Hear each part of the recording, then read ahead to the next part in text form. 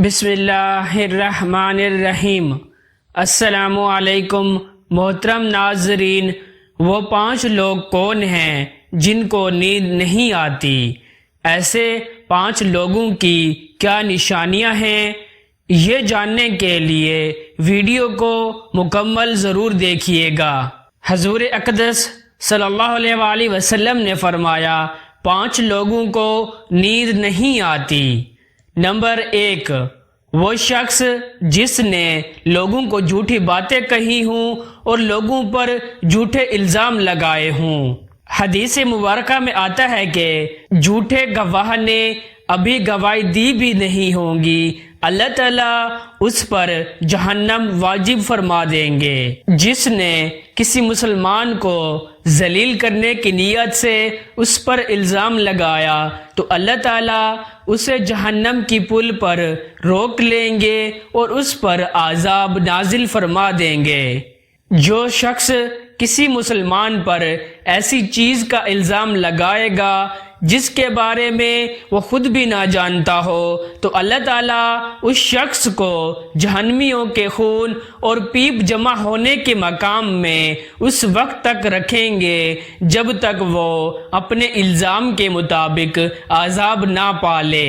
وہ شخص جس کی ذمہ داری تو زیادہ ہوں لیکن اس کے پاس ان ذمہ داریوں کو پورا کرنے کے لیے پیسے موجود نہ ہوں۔ کائنات کی سب سے بھیانک شکل اور صفاک حقیقت بھوک ہے۔ بھوک بڑی بدذات ہے۔ انسان، چرند پرند، ذی مخلوق اپنی بھوک کے سامنے بے بس ہو جاتے ہیں۔ یہی وجہ ہے کہ آج ایسے حالات پیدا ہو گئے ہیں کہ غریب اور بے سہارا لوگوں کے لیے بھوک سب سے بڑا مسئلہ ہے۔ جو انسان مساکین کی مدد کرتا ہے اللہ اس انسان کو سب سے زیادہ پسند فرماتے ہیں۔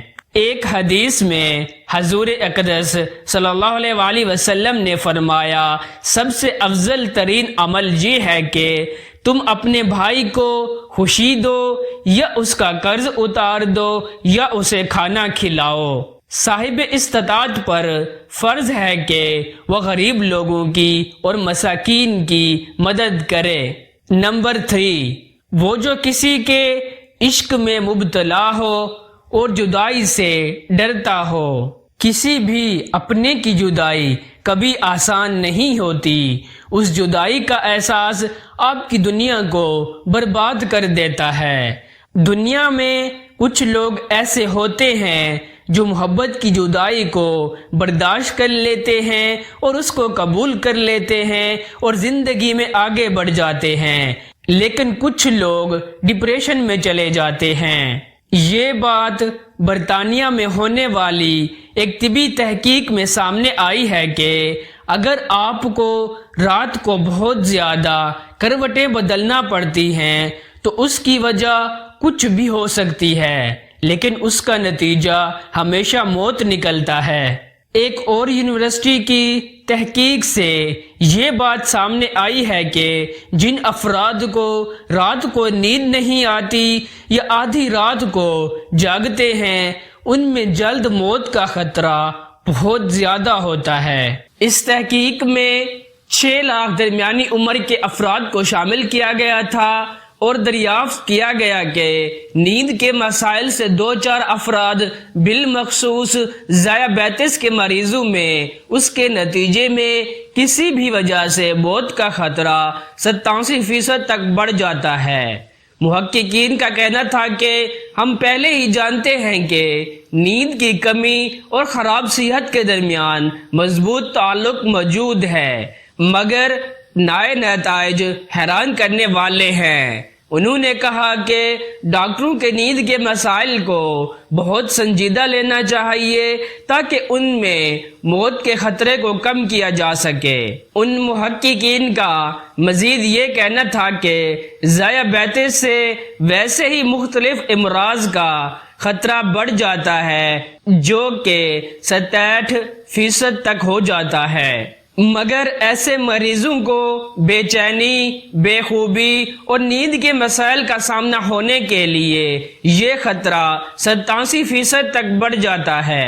برطانیہ کی ایک یونیورسٹی کی تحقیق میں اس بات کو سامنے لایا گیا کہ محض ایک رات کو کم سونا بھی ذہنی بے چینی یا خوف یا اعصابی خلل کا خطرہ 30% تک بڑھ جاتا ہے۔ محققین نے اپنے اس تجربے میں اس بات کو واضح کر دیا تھا کہ نیند کی کمی کی وجہ سے انسان مختلف مسائل کا شکار ہو جاتا ہے، جبکہ زیادہ سونا حالت کو بہتر بناتا ہے۔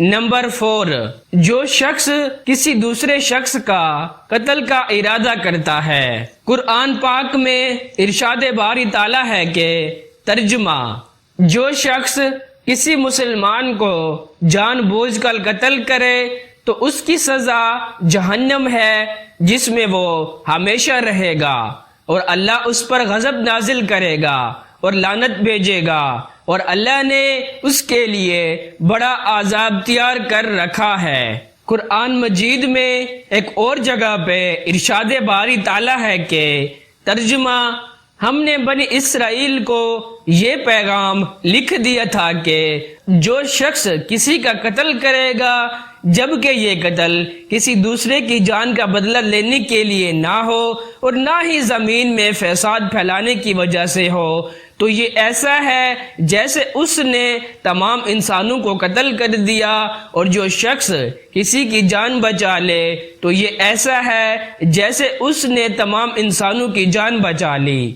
مطلب یہ ہے کہ ایک شخص کے خلاف قتل کا یہ جرم پوری انسانیت کے لیے جرم ہے، کیونکہ کوئی شخص قتل ناحق کا ارتکاب اسی وقت کرتا ہے جب اس انسان کے دل میں انسانیت کی عزت اور اس کی حرمت مٹ جائے۔ ایسی صورت میں اگر اس کے مفاد کا تقاضا یہی ہو کہ وہ کسی کو قتل کرے تو وہ پوری انسانیت کو بھی قتل کرنے سے باز نہیں آئے گا، تو لہٰذا تمام انسان پھر اس شخص سے غیر محفوظ ہو جاتے ہیں۔ لہٰذا قتل ناحق کا ارتکاب چاہے کسی کے خلاف کیوں نہ ہو، تمام انسانوں کو یہ سمجھنا چاہیے کہ یہ جرم ہم سب کے خلاف کیا گیا ہے۔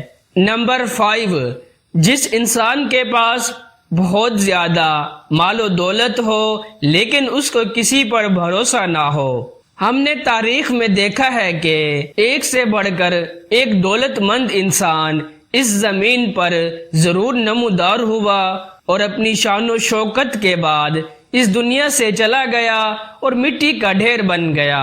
اس کے باوجود انسان سمجھنے کے لیے تیار ہی نہیں، دولت پانے کے بعد صرف پیغمبر اور اولیاء کرام ہی استقامت پر کھڑے نظر آئے، ورنہ زیادہ تر دولت نے انسان کا دماغ خراب کیا اور وہ انسان غرور کا شکار ہو کر اپنی تباہی کی طرف چلا گیا اور فنا و برباد ہو گیا۔